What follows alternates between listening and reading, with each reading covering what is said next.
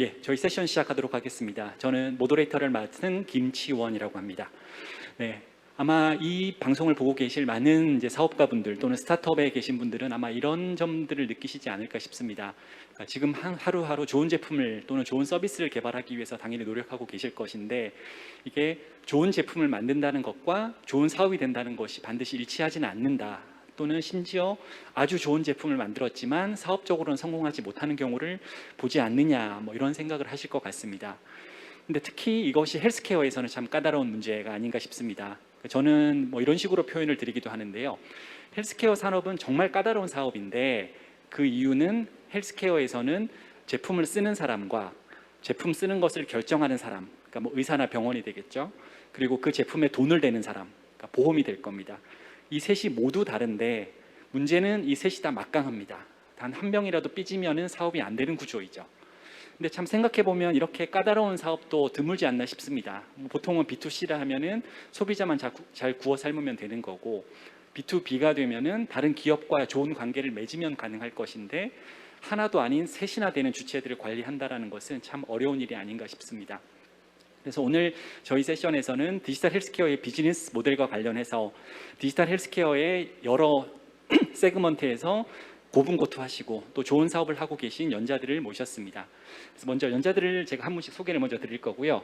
제 왼쪽부터 소개를 드리면은 루닛, 인공지능을 하는 루닛에서의 서범석 대표님 소개드립니다. 네, 안녕하세요. 저는 가정의학과 전문의이자 루닛의 대표를 맡고 있는 서범석이라고 합니다. 저희 루닛은 인공지능 기술을 통해서 암을 정복하고자 하는 비전을 가지고 있는데요.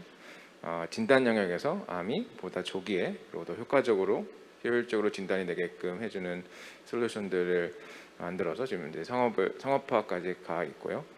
세계적으로 이제 가장 유명률이 높은 이제 폐암, 유방암 쪽에서 주로 사용되고 있는 이제 진단 툴들, 뭐 흉부 엑스레이나 유방 촬영술 쪽에 도입을 해서 상업화를 하고 있습니다. 네, 그 다음 연자 패널리스트 소개드리겠습니다. 두 번째는 E2E 헬스의 오정택 대표님 오셨습니다. 네, 안녕하십니까. E2E 헬스의 오정택입니다. 저희는 미국에서 UR케어라는 이름으로 만성질환 또는 웰빙 케어에 관련되어 있는 클리니컬 헬스 코칭 서비스를 제공하고 있고, 작년에 런칭하고 올해부터 매출을 내기 시작하였습니다. 클리니컬 헬스 코칭은 아직 좀 익숙하지는 않은 컨셉이지만 환자와 그다음 의사의 눈과 귀가 돼서 그들이 지금까지 풀지 못한 문제들을 풀 수 있게 도와준다고 보시면 되겠습니다.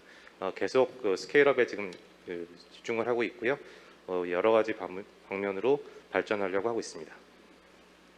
예, 세 번째 연자로는 스카이랩스의 이병환 대표님 소개드립니다. 네, 안녕하십니까. 스카이랩스 대표 이병환입니다. 스카이랩스는 병원 밖에 있는 만성질환 환자들의 치료와 관리를 가능하게 해주는 서비스와 플랫폼을 제공하는 회사입니다. 그런데 저희가 현재 여러 가지 질병을 다루고 있는데요. 올해 저희가 출시한 제품은 부정맥 중에서도 가장 빈도가 높은 심방세동과 관련된 그런 모니터링 기능을 제공하는 메디컬 웨어러블 디바이스와 플랫폼입니다. 대부분의 이제 만성질환 환자들은요, 단순히 어떤 일시적인 모니터링을 통해서 질병을 진단받거나 어떤 의료적인 조치를 받기가 어렵습니다. 왜냐하면 대부분의 만성질환들은요, 많은 데이터를 통해서만 그 질병을 인지할 수 있게 되고 진단할 수 있게 되기 때문입니다. 그런 관점에서 저희 같은 어떤 외래 환자들의 어떤 데이터를 계속 모아서 분석할 수 있게 해주고 그거를 질병으로 치료로 연결해주는 이런 플랫폼들은 굉장히 가치가 있다고 저희는 믿고 있습니다. 네, 감사합니다. 네, 세 분 패널의 좋은 소개 감사드립니다. 사실 이 세션에는 한 분의 패널이 더 계신데요. 눈치채셨겠지만 이 자리에 계시지는 않고 현재 미국에 계십니다. 그리고 개인 사정상 저희 라이브로 참여해 주시지는 못했고 저희 미국에서 미리 사전 녹화로 저희가 진행을 했습니다.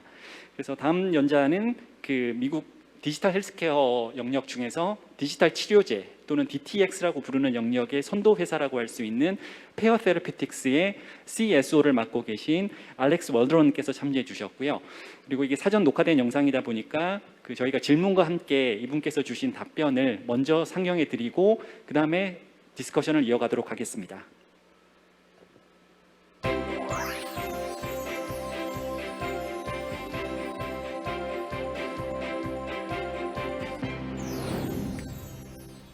Hi, my name is Alex Waldron, and I am Pear's Chief Strategy Officer. Pear Therapeutics is the world's first truly prescription digital therapeutics company.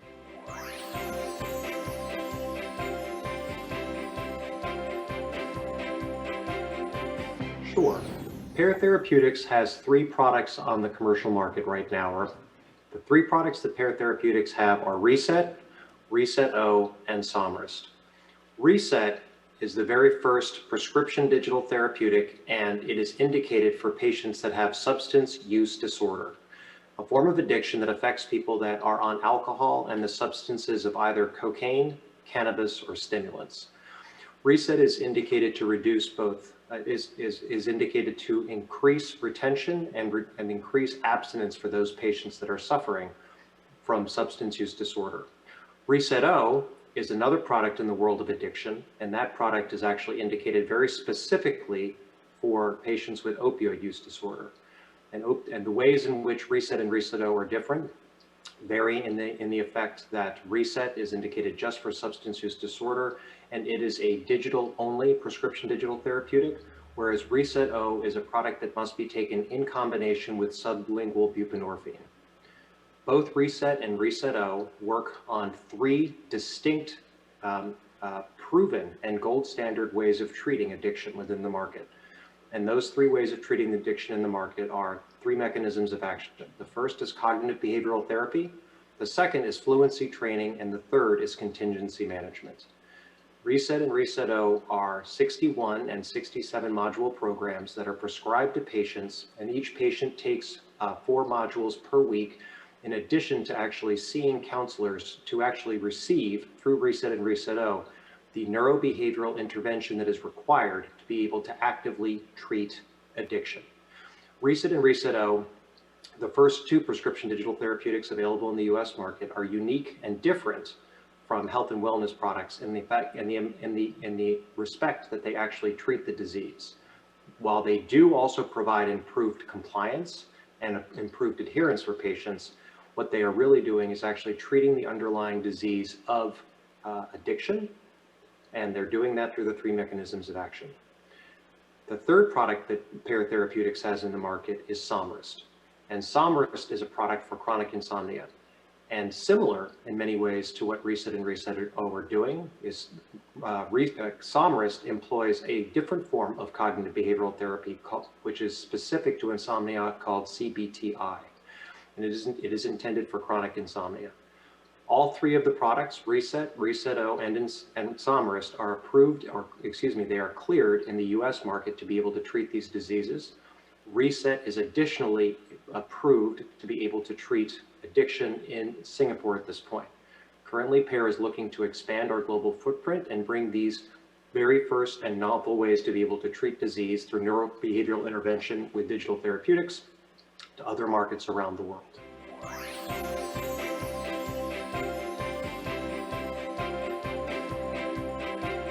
Sure. So Pear Therapeutics is a purely prescription digital therapeutics company. Our company is founded upon the concept that software can be used to actively treat disease. This was actually established when we went back in 2015 with our very first product, Reset, to the FDA, and made the compelling argument to the FDA that healthcare and technology had evolved to the point where software could be used to clinically change the way the brain interacts with the body and with its environment. The FDA at that time told us that if we believed that this was true, we would have to employ the same degree of rigor, or a very similar degree of rigor, as either a chemical or a protein would need to follow to establish its therapeutic benefit in terms of treating disease. So the FDA also told us at that time, and if you are able to show the fact that that software is able to actually clinically treat a disease and change the way the brain interacts with the body and its environment, that this is a therapeutic category that must be regulated. Because if you are clinically affecting the disease, then the corollary must be monitored by the FDA and by companies, which is the safety. So in 2015, when Reset was submitted, it was submitted based on those clinical data. And in 2017 in the US, Reset was first approved, and Reset-O received breakthrough designation for opioid use disorder. This brought Reset into the world as the very first product that actually is regulated by the FDA as a software product exclusively to treat a disease. and one that must follow the high level of rigor that is required for the product. So it became the very first software product in treating the disease that was required to have a pharmacovigilance program and data safety monitoring. We brought these products to market in this way because we believe there's a clinical effect on these, they can show a clinical effect, and we were able to prove that with all three of our products. Our business model is to bring these prescription digital therapeutics to market much in the same way that you would bring a specialty pharmaceutical product into the market. And that includes the ways in which they're going to be marketed to providers, to payers, and to patients in terms of showing the clinical outcomes of the products balanced with the safety that must be monitored for the products going forward. So from a reimbursement model, per the question that has been asked, the reimbursement model that we're following is very similar to that you would see with a standard specialty pharmaceutical product. We are actually looking to work with commercial payers and with public payers in terms of reaching reimbursement for our products in a similar way that you would with a pill or with a protein. You asked about Somryst and whether or not we would be following a CPT code. CPT codes are typically for services that are employed by clinicians. We are not pursuing a CPT code for Somryst, but in fact, Somryst is going to be launched in a consumer DTP telehealth model, which still requires a prescription from a clinician. So that is the way in which we're going to be launching Somryst, and that's going to be happening in the US in Q4. And again, we're looking for global expansion going forward. For all of our products, we will ultimately be going to commercial payers and looking to work with them to get coverage contracts in place, much like a specialty pharmaceutical will do. And when it comes to the public payer market within the US market, we are actually pursuing the commercial payers, in the public market, we are pursuing multiple states right now in terms of receiving Medicaid coverage in those states right now. And we're also working very closely with the federal government by way of Medicaid and Medicare to make sure that there is a reimbursement pathway for this brand new therapeutic modality that is out there. And that is true for Reset, that is true for Reset-O, and that is also true for Somryst as we look at these products as true prescription digital therapeutic products.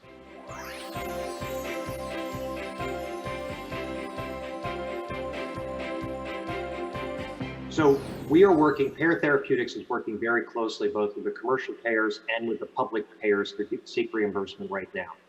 You have to bear in mind that prescription digital therapeutics is a brand new category for them to put into their systems, and these things do take time when you're working with payers.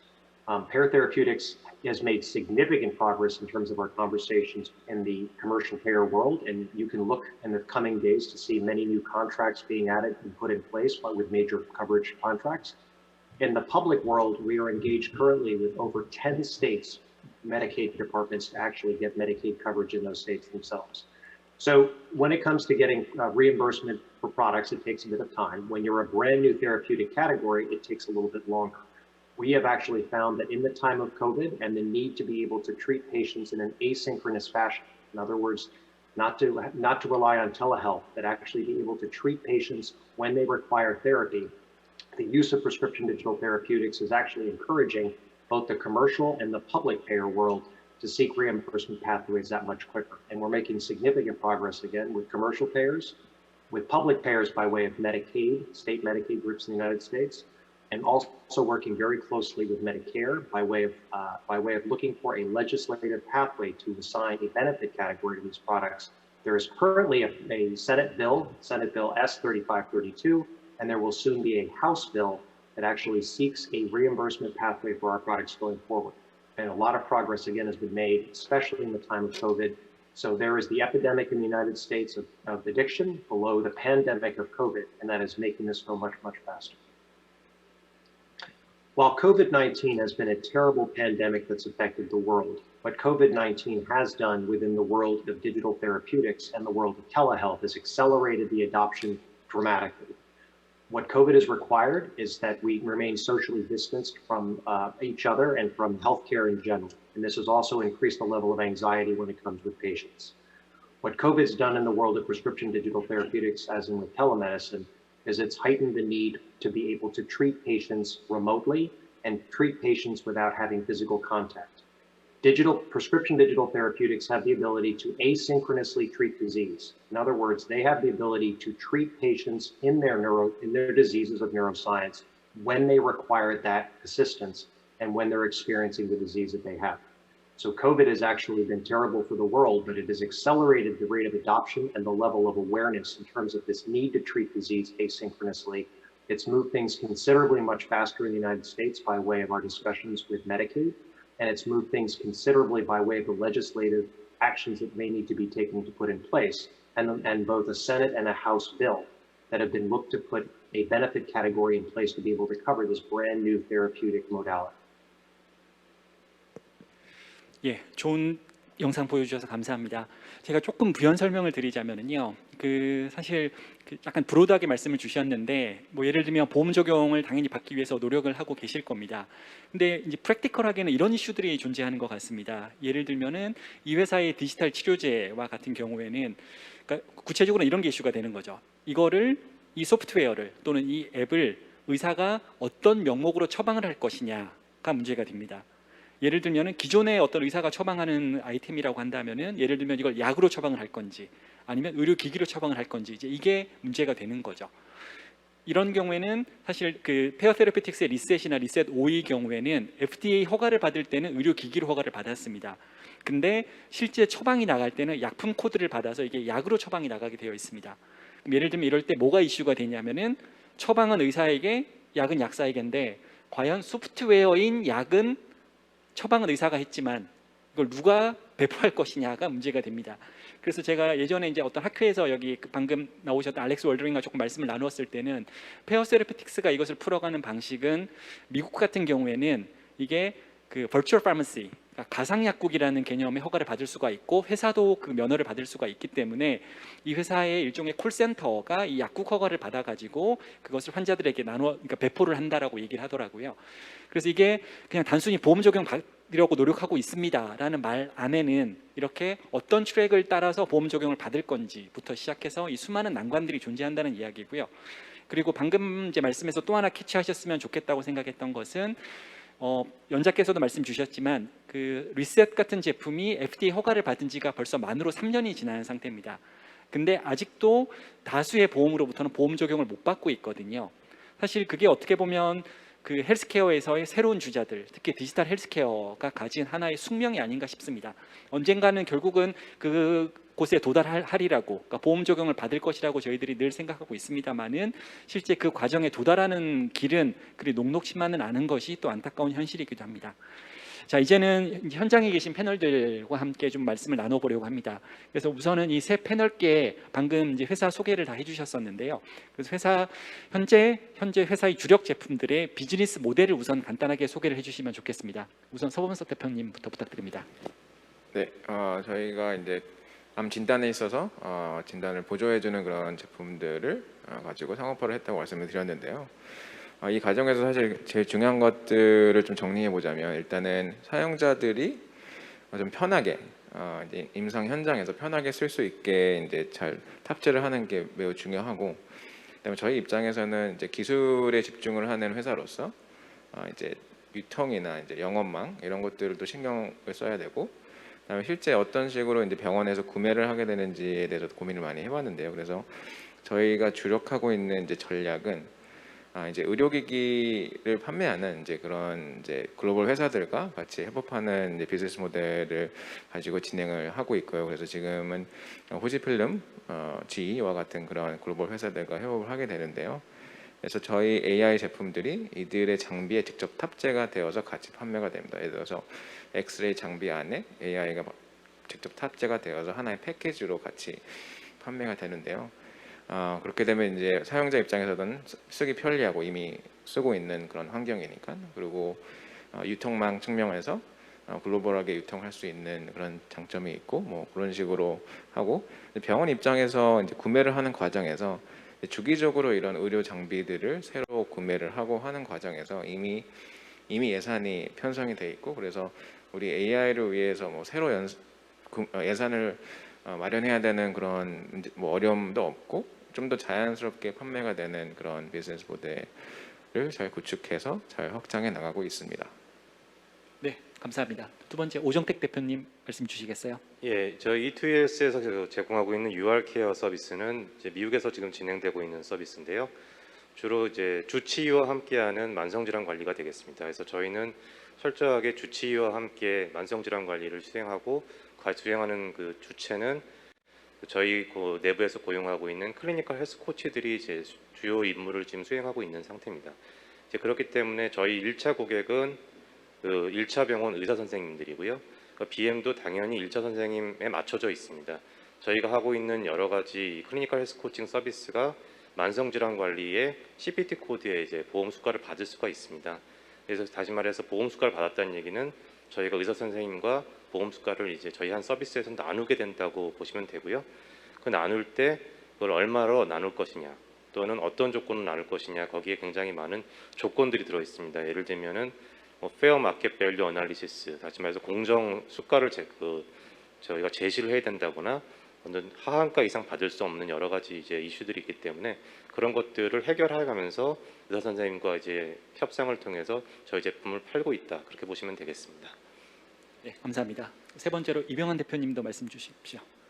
네, 스카이랩스가 제공하고 있는 카트1이라고 하는 제품은요, 기본적으로 만성질환 환자분들, 특히 저희가 지금 올해 같은 경우는 부정맥 중에서도 심방세동 환자분들을 대상으로 장기로 모니터링을 하고 그 모니터링 결과를 바탕으로 리포트를 가지고 의사 선생님들과 어떤 결과를 얘기하고 이제 어떤 처방이나 치료를 받을 수 있게 도와드리는 목적의 B2C 모델을 가지고 있습니다. 그래서 환자분들이 의사 선생님들로부터 어떤 추천을 받아서 제품을 구매하시고 그 데이터를 의사 선생님과 공유하는 형태의 모델이 가장 기본적인 모델이 되고요. 그 외에도 사실 요즘 최근에 관심들을 많이 가지고 계시는 보험사들에서 보험 가입자들을 위한 서비스로서의 모델들, B2B 모델, 그리고 요즘 이제 점점 더 코로나 바이러스 때문이 아니라도 더 많은 임상 시험들, 임상 연구들이 계속 진행이 되고 있는데, 그때 환자분들, 그러니까 임상 시험에 이제 참가하시는 피험자분들의 데이터를 원격으로 모아서 처리할 수 있게 도와드리는 그런 B2B 모델들을 가지고 있는데요. 근데 저희가 가지고 있는 기본적인 모델이 만성질환 환자분들의 데이터를 오랫동안 모아서 그거를 훨씬 더 효과적인 치료를 가능하게 하는 것인데 반해서 기존의 보험 수가 모델들은 보통은 일회성 내지는 단기성으로 처방을 하거나 이런 방식으로 이루어지는 게 여태까지 방법이었습니다. 그러다 보니까 그러면 분명히 좋은 건 알겠는데 이거를 장기로 모니터링을 할 때는 그러면 그거에 대한 수가들은 어떻게 적용할 것인가, 이런 모델들은 저희가 임상 연구, 임상 시험을 통해서 그 에비던스를 계속 만들어가고 있는 상황입니다. 예, 세 분 말씀 감사합니다. 여기서 잠깐 정리를 하자면은 처음에 영상으로 보여드렸던 페어 세러피틱스 같은 경우에는 주요 비즈니스 모델이 의사가 처방을 하고 보험이 돈을 대면서 환자가 사용을 하는 소위 말하는 이제 B2B2C 모델이라고 보실 수 있을 것 같고요. 그리고 루닛 같은 경우에는 현재로서는 주로 다른 기기 회사를 통해서 접근하는 B2B 모델에 가깝다고 볼 수 있을 것 같습니다. 그리고 오정택 대표님께서도 역시 주로 의사들을 뒷단에서 지원해 주시는 모델에 가까운, 물론 궁극적으로는 환자가 있습니다만은 주로는 B2B에 가까운 모델이라고 이해할 수 있을 것 같고요.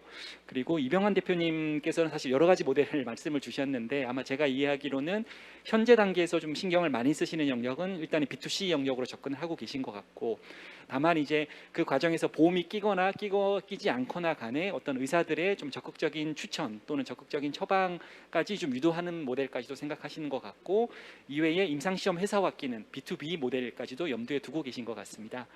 그러면 이제 이 세 회사에 대해서 각 회사별로 비즈니스 모델과 관련해서 몇 가지 조금 더 간단한 질문들을 드리려고 합니다. 우선 서범석 대표님, 이미 좋은 외국의 기업들과 많은 협업을 하고 계시긴 한데 아마 제가 짐작하기에는 결국은 보험 수가를 받는 것이 아마 목표 중에 하나이실 것 같은데요. 지금 현재 의료 영상 인공지능들이 보험 수가 받는 것의 어떤 현황, 그러니까 우리나라뿐만 아니라 해외에서도 현황이 어떤지, 그리고 그것이 어떤 식으로 바뀌어 갈 것이라고 보시는지 간단하게 좀 코멘트해 주실 수 있으면 좋겠습니다. 네. 그리고 그 AI 제품들이 어떤 가치를 주는지, 이제 어떤 분야에서 이렇게 효용을 주는지에 따라서 좀 접근이 다를 것 같은데요. 지금까지 주로 많은 이제 제품들이 주로 이제 이미 의사들이 하고 있는 영역에서 이제 진단을 보조해주거나 그런 식으로 하고 있기 때문에 아직은 이제 이 AI 자체가 뭔가 새로운 기술이다, 뭔가 하나의 신의료 기술이다라는 거에 대해서 이제 인정을 받지는 못하고 있고요. 그래서 그런 부분에서 좀 어떤 항목에 대해서 우리가 이렇게 접근을 해야 되는지에 대한 이제 가이드라인이 좀 뚜렷하지 않아서 그런 어려움이 있고요. 그래서 저희도 이제 정부에 계시는 많은 분들과 함께 이제 논의를 하면서 그걸 앞으로 어떻게 풀어갈지, 이게 좀 새로운 종류의 제품이고 충분히 가치가 있고 그런 거를 이제 입증을 저희가 계속 해오고 있는데, 이제 어떤 형태로 입증을 해서 어떻게 수가를 받을 수 있지에 대해서 좀 많은 고민과 그런 뭐 노력을 하고 있습니다. 네, 뭐 조금 다른 질문인데 서범석 대표님의 같이 그냥 말씀 주신 김에 연달아서 하나 더 질문을 드리면, 뭐 좀 이미 진부해진 이야기일 수 있습니다만은 이제 의료 영상 또는 뭐 의료 인공지능 이야기만 나오면 늘 나오는 이야기가 야 저 의사 밥그릇 뺏는 거 아니야, 뭐 이제 이런 말씀을 많이 들으셨을 텐데요. 그러니까 비즈니스 모델 자체와는 별개로 아마 이제 다양한 종류의 의사들 아마 만나셨을 것 같아요. 뭐 대학병원에 계신 엄청 유명하신 교수님들부터 그냥 작은 조그만 병원에 계신 혼자서 진료하시는 선생님들까지 다양한 분들을 만나셨을 것 같은데, 또는 진료 과목으로 따졌을 때도 영상을 전문으로 보시는 영상의학과 선생님들부터 또는 1차 진료 환경에 계신 뭐 내과나 가정의학과 선생님들까지 매우 다양한 스펙트럼의 의사 선생님들과 다양한 말씀을 나누셨을 것 같은데, 그분들의 어떤 의료 영상 인공지능에 대한 태도 또는 생각은 어떠신지 조금 정리해서 말씀 주실 수 있을까요? 그러니까 많이들 좀 받아들이려고 하고 계시는 것 같고요. 이제 사실 이게 생긴 지 많이 꽤 오래됐고, 그리고 뭐 워낙 뭐 논문도 많이 나왔고, 그리고 실제로 사용하고 있는 분들도 많고 해서 어느 정도 이게 이런 뭐 새로운 시대가 온다에 대한 생각은 좀 열려 있는 것 같아요. 뭐 물론 이제 어떤 분들은 좀 더 보수적으로 좀 이제 안 좋게 바라보시는 분들도 있긴 한데, 과연 이제 우리 의사의 그런 직업을 뭐 대체하는 거 아니냐. 근데 저는 뭐 결국에는 이제 직업 자체는 계속 유지를 할 것 같고요. 근데 이제 의사들이 하는 행위가 좀 바뀔 수는 있을 것 같아요. 좀 더 이제 자동화나 좀 더 이제 단순한 것들은 이제 AI나 이런 걸로 좀 의존을 하고, 좀 더 이제 하이레벨하게 결정을 하고 환자들과 같이 대화를 하거나 뭐 인터랙션을 하는 그런 부분에서 좀 더 시간을 쓰고 이런 쪽으로 좀 많이 바뀔 것 같고요. 네, 전반적으로는 저는 되게 긍정적으로 보고 있긴 한데, 가끔씩 이제 기대치가 매우 높으시긴 해요. 뭐 이렇게 인공지능이면 뭐 본인이 하고 있는 것보다 뭐 훨씬 더 잘하는 뭐 이런 거를 생각하시는데, 아직 사실 인공지능 기술이 많이 발달이 됐긴 했지만 아직 그 정도까지는 아니거든요. 사실 저희도 이제 많이 노력을 하고 있고, 그래서 지속적으로 좋아질 건데, 이제 그런 expectation도 함께 좀 맞춰 나가면서 함께 새로운 산업을 좀 창출하고자 노력을 하고 있습니다. 네, 서 대표님 감사합니다. 다음으로 오정택 대표님께도 좀 질문을 드리고 싶은데요. 이제 오 대표님께서는 현재로서는 주로 미국에서 이제 만성 질환을 중심으로 한 이제 일종의 질병 관리를 의사들의 일을 도와주는 역할을 하고 계신다고 볼 수 있을 것 같은데, 이게 솔직히 저도 의사입니다만은 뭐 의사를 상대로 무엇인가를 뭐 판다든지 영업을 한다든지 이게 결코 쉽지 않았을 것 같은데요. 물론 영업 과정부터 시작해서 실제 실무 단계에서 이걸 의사와 함께 일을 한다는 것이 얼마나 힘든지 저도 의사로서 실감을 하는데, 오 대표님께서 사실 다양한 경험들을 하신 것으로 제가 알고 있는데, 그 과정에서 이 과정이 얼마나 힘들었는지, 아니면 의외로 아주 수월한 부분들도 있었는지, 이런 좀 개인적인 경험을 좀 공유해 주실 수 있으면 좋겠습니다. 제 생각에는 가장 중요한 게 뭐냐면, 그 의사 선생님들은 본인 스스로 굉장히 고유한 워크플로우를 갖고 있습니다. 본인이 출근해서 해야 될 것들이 명확하시고 환자들을 관리하는 방법들이 굉장히 명확하세요. 그래서 어느 시기로든 새로운 제품이 들어왔을 때 그것들이 자기 워크플로우를 틀게 되거나 귀찮게 하게 되는 거에 대해서는 굉장한 저항감이 있습니다. 그래서 어떤 새로운 디지털 헬스 프로덕트가 나오더라도 그들을 편리하게 해준다고 하지만 그들이 버튼을 하나 더 누른다거나 뭔가 그 뒤에 일을 더 하게 만든다고 그러면 처음에 그렇게 쉽게 납득을 안 하시더라고요. 그래서 제가 생각했을 때 가장 중요한 레슨은 뭐냐면, 워크플로우를 파악하고 미니멈으로 워크플로우를 건드릴 수 있는 어떤 병원마다의 솔루션을 만들어야 된다. 굉장히 커스터마이즈 되지만 어떤 그런 터치가 없이 좋은 제품으로 들고 간다고 해서 받아주진 않는다가 제가 굉장히 퍼스널하게 받아들인 레슨이고요. 또 반대로 굉장히 또 쉽게 접근할 수 있는 방법은 뭐냐면, 결국 의사 선생님들 같은 경우, 저희 같은 경우는 이제 1차 병원 고객이다 보니까 굉장히 뭐 영어로 표현은 페니에도 민감하다. 이제 그 정도로 어떤 제품 서비스를 냈을 때 그들이 가져갈 수 있는 베니핏, 환자를 잘 관리할 수 있다는 그런 장점 이외에 파이낸셜 베니핏도 굉장히 민감하게 받아들이고 있습니다. 그래서 이게 대형 병원 영업하고 좀 다르긴 한데요. 그래서 1차 병원 영업 같은 경우에는 그래서 얼만큼 그들에게 적게 시간을 투여하지만 많은 그 아웃풋을 낼 수 있는지에 대해서 납득시키는 과정들, 그것들이 제일 어떻게 보면 중요하다고 보고 있습니다. 결국은 덜 힘들게 하고 또 많은 베네핏을 갖다 줄 수 있는 패키지를 잘 포장해서 제공하는 것들, 그 노력이 어떻게 보면 사업의 성공의 한 반 정도 되지 않을까. 물론 좋은 제품, 좋은 서비스가 있어야 되지만 그 노력을 간과하면은 사업이 굉장히 어렵지 않나, 그렇게 저는 개인적으로 생각하고 있습니다. 예, 좋은 말씀 감사합니다. 참 어떻게 보면 조금 예민할 수도 있는 이야기라고 생각합니다. 그러니까 저는 이제 저도 의사고 이제 디지털 헬스케어 계신 분들과 말씀을 가끔 종종 나눕니다만은 그냥 이렇게 말씀을 드립니다. 그냥 의사도 사람이다. 예, 의사도 그냥 똑같은 일반인이랑 물론 뭐 이제 어떤 조금 다른 것을 갖춰야 되는 역량들이 분명히 있겠습니다만은 그냥 기본적으로는 사람인 거고, 그러니까 예를 들어서 이런 접근은 곤란하다는 거죠. 야, 어디 히포크라테스의 후예들이 뭐 이런 거 당연히 해야지라고만 생각해서는 사실 곤란할 수 있다는 거고요. 의사 입장에서도 안 그래도 내가 나의 삶이 좀 힘들어 죽겠는데 나의 삶을 더 힘들게 하려는 사람이 있으면 사실 당연히 반갑지 않을 겁니다. 그게 그러니까 아예 안 힘들든지 아니면 뭔가의 보상이 주어지든지 무엇인가의 어떤 기전이 없고서는 사실 그게 꼭 의사라서가 아니라 아마 누구라도 마찬가지일 것 같아요. 내가 직장인인데 갑자기 어느 날 내가 보지도 못한 사람이 사무실에 나타나서 야, 너는 앞으로 이걸 더 해. 뭐 몇 시간 더 일해야 돼. 뭐 이런 식의 제안을 한다면은 그것을 과연 누가 흔쾌히 받아들일 것이냐라고 한번 좀 생각할 필요가 있지 않겠나 싶습니다. 네, 다음으로 이병헌 대표님 이제 질문을 좀 드리려고 하는데요. 일단은 아마 최근에 제품 출시하신 것으로 알고 있고 아마 정확한지 모르겠습니다만 여기 오른손에 가끔 보이는 저 반짝반짝거리는 게 그 이병헌 대표님 스카이랩스에서 만든 그 반지 형태의 심전도 모니터링 기기로 제가 이해를 하고 있는데요.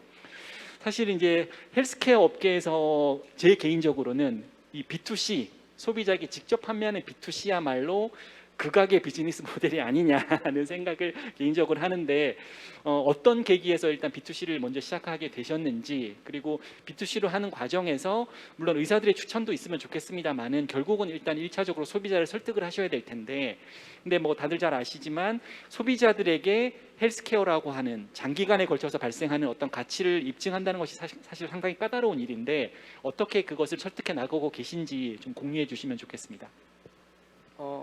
일단 개인적인 경험을 조금 얘기를 해보면요, 그런 분들이 계십니다. 이제 이웃이거나 아니면 지인이거나 이런 분들하고 얘기하다 보면 그런 분들 계세요. 뭐 심장이 두근거리고 이게 뭐 부정맥 이런 거라는데 근데 병원에 한번 갔더니 그냥 의사 선생님이 심전도 보고서 괜찮으니까 그냥 집에 가라 라고 얘기하신다. 근데 그런 분들이 경험적으로 실제로 그렇게 많지는 않겠지라고 생각을 하시는데 생각보다 굉장히 많으셔서요. 저희가 지금 제품을 국내 유통을 국내에서 유통하실 회사와 컨트랙을 해가지고 지금 유통하기 위해서 조금 국내에서 B2C 유통을 안 하고 있는 상황인데 그런 상황에서도 회사로 찾아오시는 분들도 계십니다. 그러니까 실제로 환자분들은요, 본인이 뭐 어떤 고통을 느끼시고 불편을 느끼시는데 그게 병원을 가도 해결이 안 되시다 보니까 다른 방법을 계속 찾으시거든요. 그게 불행히도 어떤 뭐 민간 의학 같은 뭐 이런 거면 좀 안 좋겠지만 어떤 의학적으로 또는 의료적으로 검증된 방법이라면 어떤 일반 사용자분들한테 충분한 혜택이 되지 않을까라고 생각하고 있고, 그런 분들이 연락을 저희가 오픈되어 있지 않은데도 불구하고 찾아오시고 연락 주시고 하시면서 거꾸로 저희한테 팔아달라고 얘기를 하시거든요. 그래서 저희도 오히려 처음에는 언제까지 기다리시면 됩니다 했다가 지금은 죄송하다고 조금만 더 기다리시면 컨트랙이 끝나면 이제 유통이 시작됩니다라고 말씀드리는 상황이고 아마 매우 금방 유통이 시작될 것 같습니다. 네, 좋은 답변들 감사드립니다.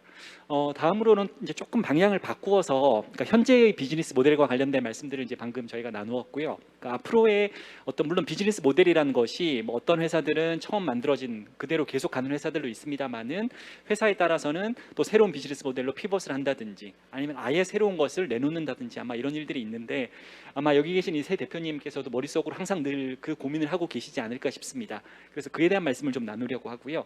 우선은 우리 서범석 대표님, 그 방금 저희 이제 말씀을 나눴던 것처럼 사실 기대보다 또는 예상보다 어떤 의료 영상 인공지능에 대한 보험 수가 적용이 뭐 비단 우리나라뿐만 아니라 전 세계적으로도 그렇게 아직은 활발하게 일어나진 않고 있는데, 그런 상황에서 혹시 어떤 차세대 뭐 보험 수가를 좀 더 수월하게 뚫을 수 있는 뭐 이런 관점에서 그런 식의 뭐 제품군을 생각하고 계실 것 같은데요. 주로 어느 영역에서 많은 고민을 하고 계신지 좀 공유해 주시면 좋겠습니다.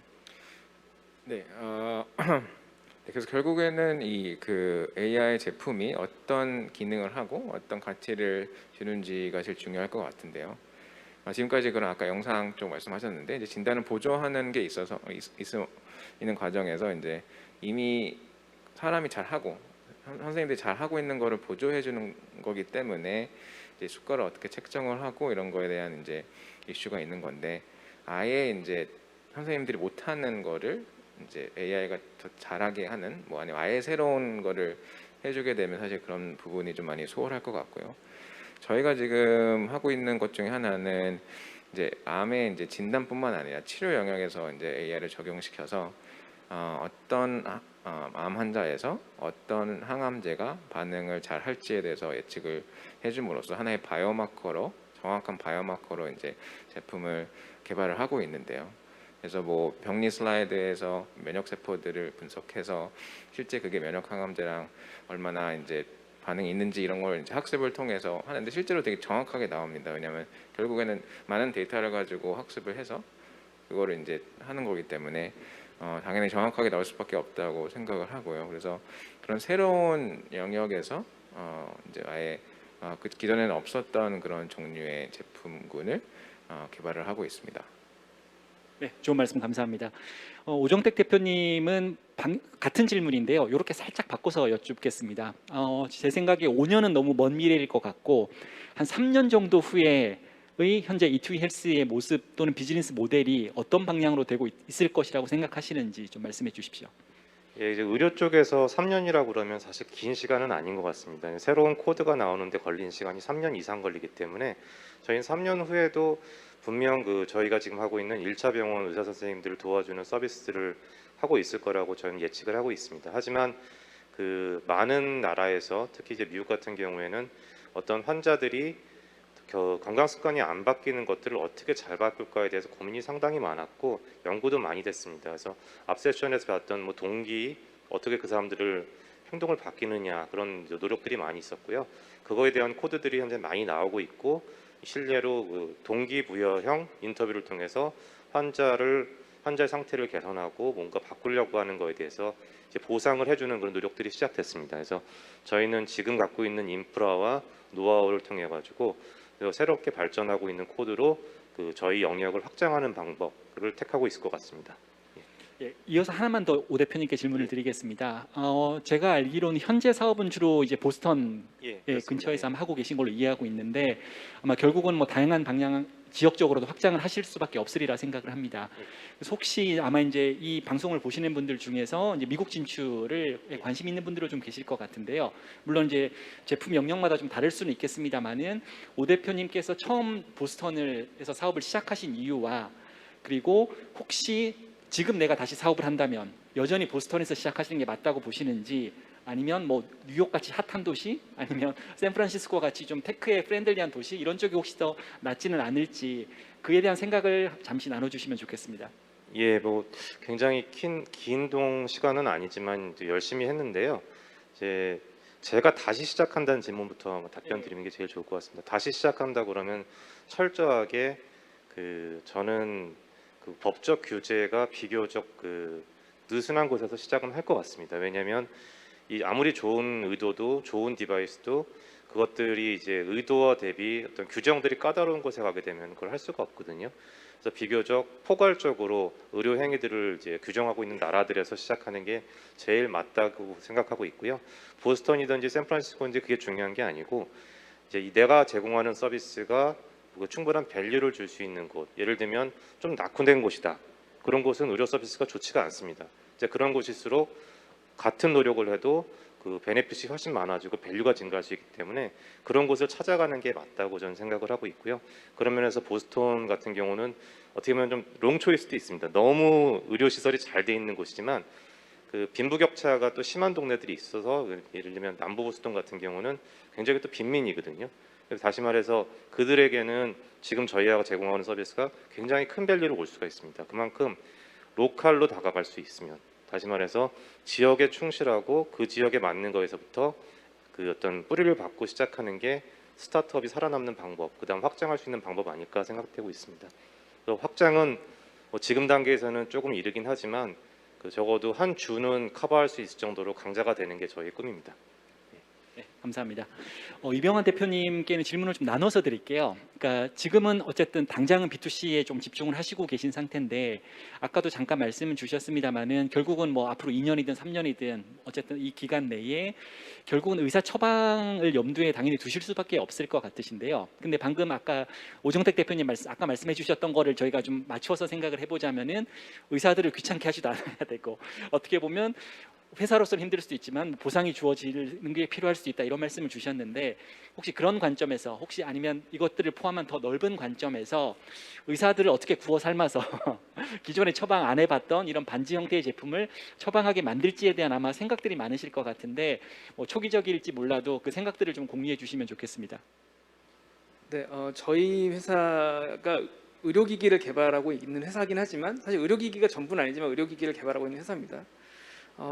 그런데 의료기기 회사 중에서 저희가 자부하는 건 뭐냐면 임상을 굉장히 많이 하는 회사입니다. 지금도 현재 진행하고 있는 임상들도 굉장히 많고 지금 뭐 여러 가지 연구자주도 임상일 수도 있고 다른 여러 가지 형태로 지금 새로 진행될 임상들도 지금 굉장히 많은데요. 결국 그 임상들이 지향하는 바는 하나입니다. 그러니까 이게 결국 의사 선생님들한테 충분한 의료에 있어서 가치를 제공한다는 걸 입증하는 것이고 그걸 통해서 결국은 다 같이 돈을 벌 수 있는 시스템이 돼야 어떤 의료 행위도 결국은 돈을 벌어야 가능한 거기 때문에 그런 시스템이 되게 만드는 게 저희한테는 궁극적인 기본적인 어떤 목표일 것 같고요. 그래서 그런 쪽으로 임상을 굉장히 많이 진행하고 있고 지금 좋은 결과들이 나오고 있습니다. 예, 감사합니다. 이제 시간이 한 2분 남짓 남은 것 같은데요. 그 이제 세 분께 그냥 공통 질문으로 마지막으로 하는 질문을 드리겠습니다. 그 질문이라기보다는 아마 현재 비즈니스 모델을 추구하시면서 또는 이제 아마 최근에 시도하신 아마 새로운 비즈니스 모델이 있었을 때 그 과정에서 무엇인가 이거는 남들도 꼭 알았으면 좋겠다.